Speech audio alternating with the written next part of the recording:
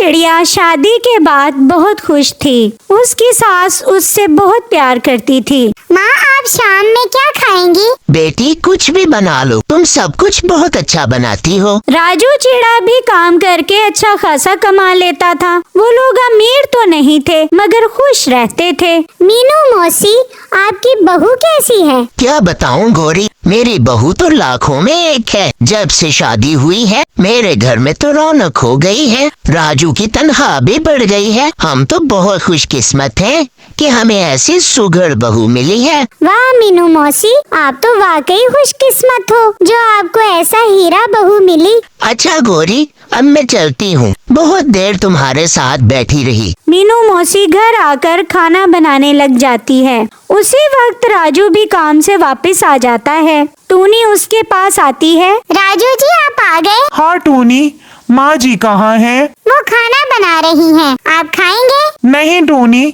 मैं अपने कमरे में जा रहा हूँ। मेरी तबीयत कुछ ठीक नहीं लग रही। ये कहकर वो अपने कमरे में चला जाता है। कुछ देर बाद मीनू मौसी को शोर की आवाज आती है। वो कमरे में जाती है।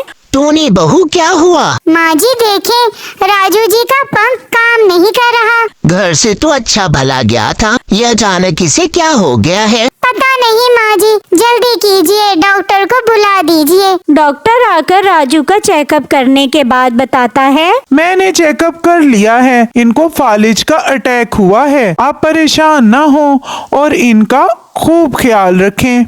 ये क्या हो गया?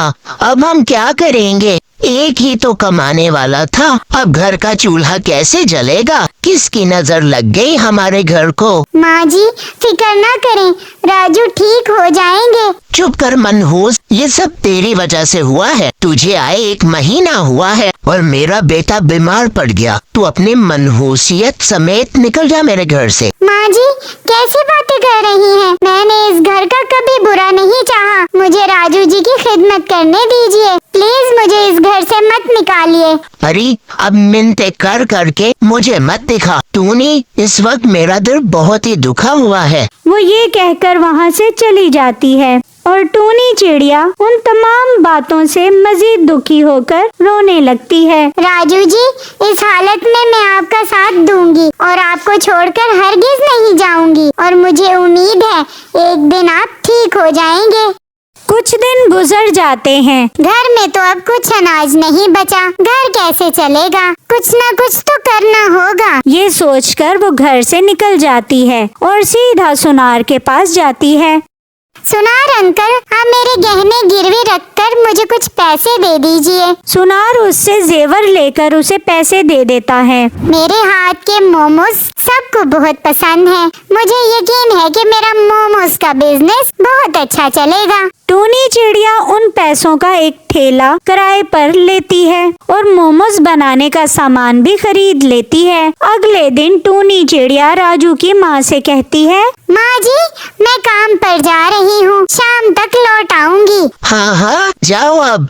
इसके सिवा कोई चारा भी नहीं है कि तुम कमा कर लाओ और हम खाएं। उसके बाद वो घर से निकल जाती है और मोमोज का ठेला लगाती है। शुरू के 2-4 दिन तो ऐसे ही गुजर जाते हैं। कोई भी उसके ठेले पर मोमोज खाने नहीं आता। लेकिन कुछ दिन गुजरने के बाद पंछी उसके ठेले पर आने लग जाते हैं। कबूतर बोला, वाह भाई वाह टूनी, तुम्हारे मोमोज तो बहुत मजे के हैं। पता ही नहीं चला और मैं 2 प्लेट मोमोज खा गया। कबूतर भैया बहुत शुक्रिया आपका। इसी तरह सुबह से शाम हो जाती है। टूनी घर आकर सारा दिन की कमाई मीनू मौसी को देती है। ये ले माँ जी, ये पैसे मैंने मोमोज बेचकर कमाए हैं। इससे कम से कम घर का खर्च निकलने के साथ साथ राजू जी की दवा भी आ जाएगी। हाँ हाँ, कोई एहसान नहीं किया। आज अगर मेरा बेटा ठीक होता तो मुझे तेरे पैसों की जरूरत ही न पड़ती। तू मुझे ये बता कि तेरे गहने कहाँ है? माँ जी वही तो गिरवी रखवा कर मैंने ये ठेला लगाया है। अभी वो बातें कर ही रही थी कि गोरी आ जाती है। दोनों सास बहू में क्या बातें हो रही हैं? जरा मुझे भी तो पता चले। हाँ टूनी, तुम बताओ, तुम्हारा मोमोज का ठेला तो बहुत मशहूर हो रहा है। हाँ गोरी, घर चलाने के लिए कोई काम तो करना ही था, इसलिए मैंने मजबूरन ये ठेला लगाया है। धीरे धीरे टूनी चिड़िया के मोमोज बहुत मशहूर हो जाते हैं और ये देखकर गोरी को बहुत जलन महसूस होती है। वाह, इसका तो ठेला बहुत अच्छा चल रहा है। बढ़िया ही मोमोज बेचने वाली। चलो गोरी, चल के जरा रंग में भंग तो डालो। वो टूनी चिड़िया के पास आकर कहती है, टूनी चिड़िया कैसी हो? ठीक हूँ गोरी, अच्छा किया तुम आ गई। मैं मोमोज की प्लेट बना कर देती हूँ। नहीं भाई, मैं नहीं खाती तुम्हारे मोमोज। मैंने तुम्हें मोमोज के लिए पैरों से आटा गूंथते देखा है। मिट्ठू तोता बोला, ये आप कैसी बातें कर रही हैं? मोमोज का आटा पैरों से गूंदा जाता है। चलो दोस्तों, हमें नहीं खाने इसके मोमोज। हाँ हाँ, हमें नहीं खाने, ये तो बहुत गंदी है। ये कहकर वो उड़ने लगते हैं। तो एकदम टूनी चिड़िया कहती है, मेरी बात तो सुने, ये मेरी पड़ोसन है। आप इसकी बातों में क्यों आ रहे हैं? ये तुम्हारी पड़ोसन है तो फिर सही कह रही होगी। जो इसको पता होगा वो हमें थोड़ी ना मालूम होगा। इतने में मीनू मौसी देखती है। अरे ये टूनी के ठेले पर गोरी क्या कर रही है? मैं जाकर देखती हूँ। टूनी, क्या बात है? कोई मसला तो नहीं? और गोरी, तुम यहाँ क्या कर रही हो? माँ जी,